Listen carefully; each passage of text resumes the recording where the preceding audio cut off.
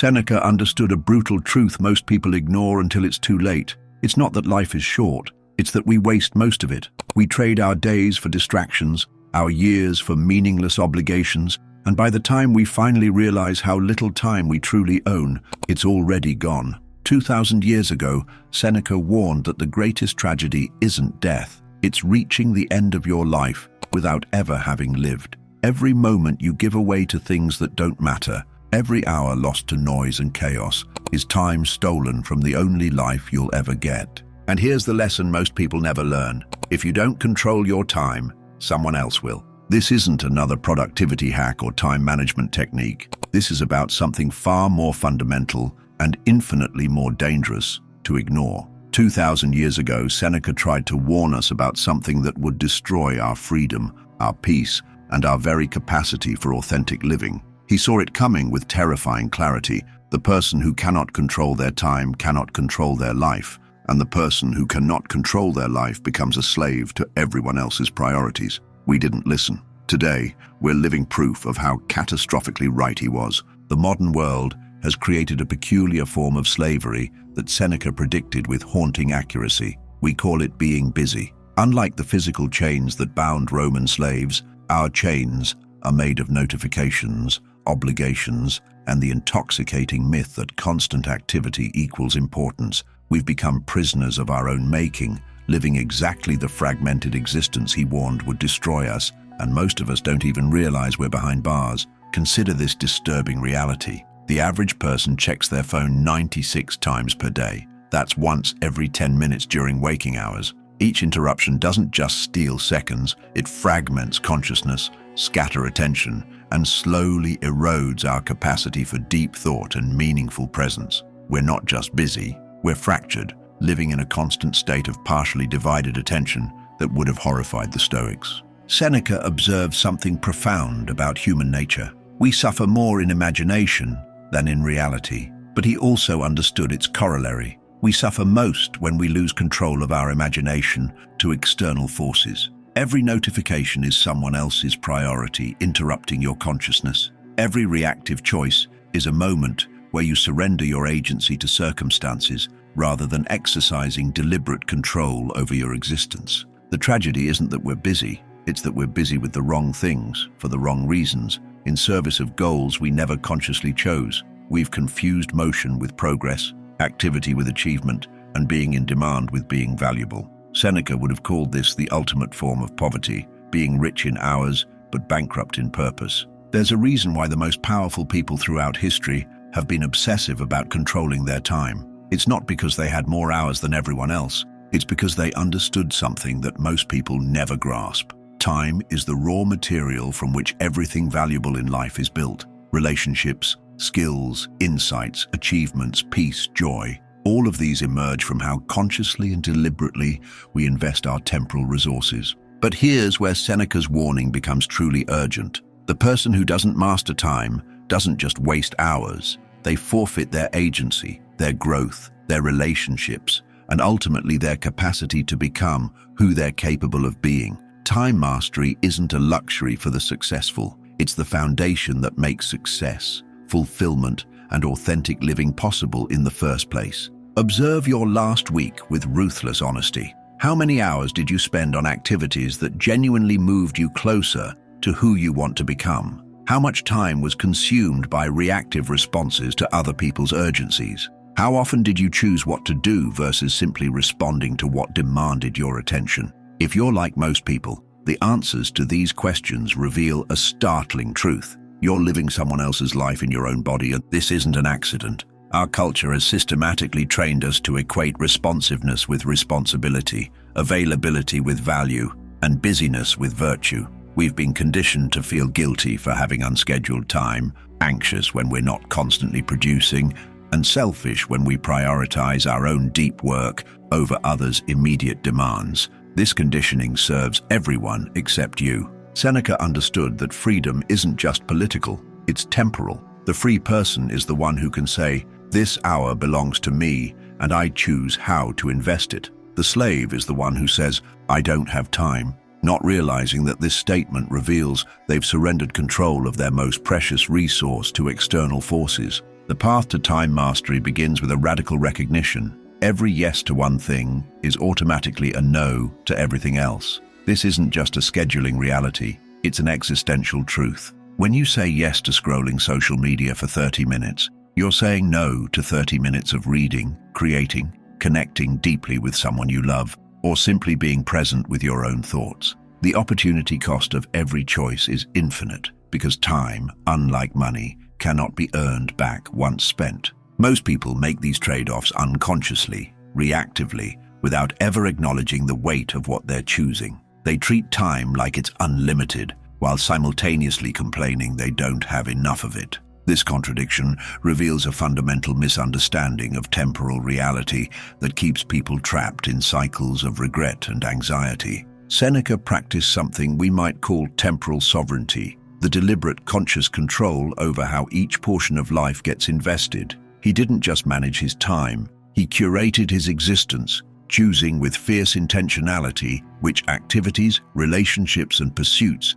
deserved access to his finite days. This wasn't selfishness, it was self-respect, elevated to the level of philosophy. The practice begins with a simple but revolutionary question. Does this deserve a portion of my life? Notice that this isn't, do I have time for this? But rather, is this worthy of the irreplaceable resource I'm considering investing? The difference between these questions is the difference between reactive time management and proactive life design. When you start applying this filter consistently, something remarkable happens. Activities that felt mandatory begin to reveal themselves as optional. Obligations that seemed important dissolve under the scrutiny of genuine priority assessment. Relationships that drained energy without providing mutual value naturally fade. What remains is a life that feels both lighter and more substantial. Fewer things, but things that truly matter. But Seneca's warning contains a deeper layer that most people never reach. And this is where his foresight becomes truly haunting. Time mastery isn't just about productivity or achievement, it's about preserving your very humanity. The person who has learned to control their time has learned to control their attention, and attention is where life actually happens. Lose control of your attention, and you lose yourself entirely. This is exactly what Seneca saw coming, and exactly what we've allowed to happen. This is why meditation was central to Stoic practice. It's not mystical relaxation, it's attention training. Every moment spent in mindful awareness is a moment of practicing temporal sovereignty. You're choosing consciously and deliberately where to place your consciousness. You're exercising the fundamental freedom that no external circumstance can touch, the freedom to choose your response to whatever arises. Consider the difference between two people facing the same challenging day. One allows their attention to scatter across every demand, interruption, and worry that arises. They end the day feeling exhausted, overwhelmed, and somehow behind despite being constantly active. The other maintains conscious control over their focus, responding thoughtfully rather than reactively to each situation. They end the same day feeling centered, accomplished, and present. The difference isn't in their circumstances, it's in their mastery of attention, which is the deepest level of time mastery. When you develop this capacity, something profound shifts in how you experience existence. Time stops feeling scarce because each moment becomes rich with presence. You stop rushing through experiences to get to the next thing because you're fully engaged with what's happening now. Anxiety about the future diminishes because your energy is invested in skillful action in the present rather than worried projection about what might happen. Relationships transform when you bring this quality of presence to human connection. Instead of half listening while mentally planning your next response or checking your phone, you become fully available to the person in front of you. They feel this presence immediately and respond with greater authenticity and openness. Conversations deepen, trust builds faster, love grows stronger, all because you've learned to give the gift of your undivided attention. Professional performance reaches new levels when you apply temporal sovereignty to work. Instead of spreading energy across multiple tasks simultaneously, you learn to work in focused blocks of single-pointed concentration. The quality of your output improves dramatically while the time required decreases. You become known not for being busy, but for delivering exceptional results. Opportunities flow toward people who demonstrate this rare capacity for sustained, high-quality focus. Even mundane activities become gateways to fulfillment when approached with conscious presence. Washing dishes becomes a meditation on warmth and cleanliness. Walking becomes an opportunity to connect with your body and environment. Eating becomes a celebration of nourishment and flavor. Nothing needs to change except the quality of attention you bring to whatever you're already doing. But perhaps the most profound transformation occurs in your relationship with yourself. When you stop living reactively and start choosing consciously, you begin to trust yourself in a completely new way. You know that you can rely on your own judgment about how to invest your life. You stop seeking validation from external achievements or other people's approval because you're living in alignment with your deepest values and priorities. This self-trust eliminates much of the anxiety that plagues modern life. You're no longer worried about whether you're good enough, productive enough, or successful enough because you're measuring your life by standards you've consciously chosen rather than metrics imposed by society. You sleep better because your days feel authentic. You wake up with energy because you're excited about how you've chosen to invest the hours ahead. Seneca tried to tell us that most people discover the value of time only when they're running out of it. He warned that we would spend our youth assuming we'd always have more, our middle years too busy to pause and reflect on how we're spending our days, and our later years filled with regret about time we can never recover. The great tragedy isn't that life is short, it's that most people realize they've been unconscious for most of it only when it's too late to do anything about it. He saw this pattern with crystal clarity 2 millennia ago, and we followed it with precision. But his warning also contains a promise. The person who learns to master time while they still have it available will live more fully in their remaining years than most people live in their entire lifetime. They'll experience what Seneca called the fullness of time, not just more hours, but hours so rich with presence and purpose that they feel eternal. This mastery doesn't require dramatic life changes or superhuman discipline. It requires the cultivation of conscious choice about how you invest your existence, moment by moment, day by day, year by year. It requires the courage to disappoint some people in order to remain true to what matters most. It requires the wisdom to distinguish between what's urgent and what's important, and the strength to choose importance even when urgency is screaming for attention.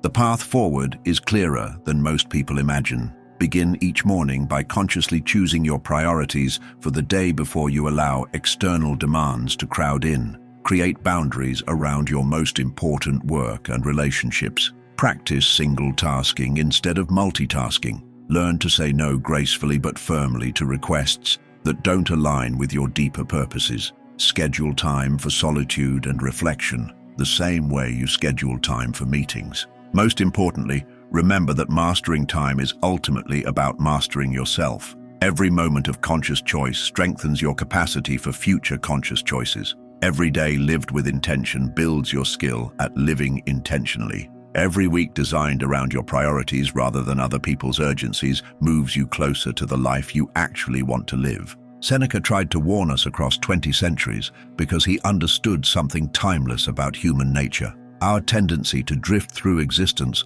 unless we make the deliberate choice to take control. He knew we wouldn't listen. He knew we'd fall into the exact patterns he described, and he left us these warnings anyway, hoping that some of us might wake up before it's too late. Time will pass, whether you master it or not. The question isn't whether you have time. You have exactly the same 24 hours as everyone else. The question is whether you'll finally heed Seneca's warning and use those hours to build the life you want, or continue to react to whatever demands your attention most loudly, proving his predictions right once again. The person who masters time doesn't just accomplish more, they become more. They develop deeper relationships, create work that matters, experience greater peace, and arrive at the end of their days with the satisfaction of knowing they lived consciously and chose well. They transform from being victims of circumstance into architects of their own existence. This isn't just philosophical theory, it's practical wisdom that can revolutionize your life starting today.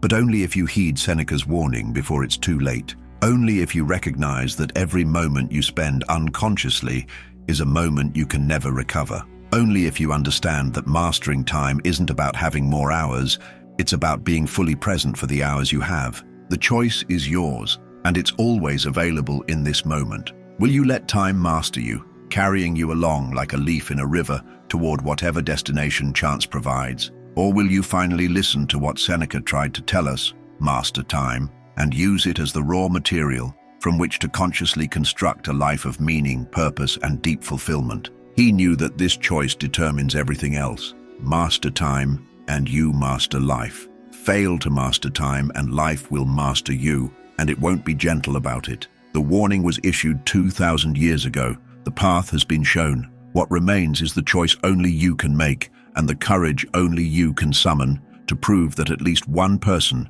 was finally ready to listen.